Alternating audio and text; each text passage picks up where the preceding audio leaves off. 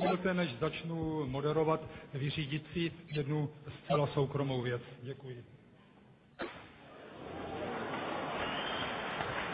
Pan minister rád byl předem varován, varoval jsem ho tiskem, je to moje ryzí soukromá záležitost.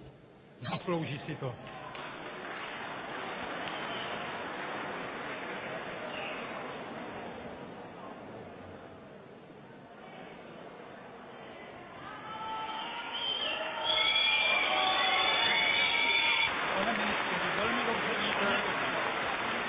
Pane doktore, tady to vyřizovat nebudem. Vy jste mě napadl zbaběle ze zadu. Proč jste se mi nepostavil jako chlap čelem?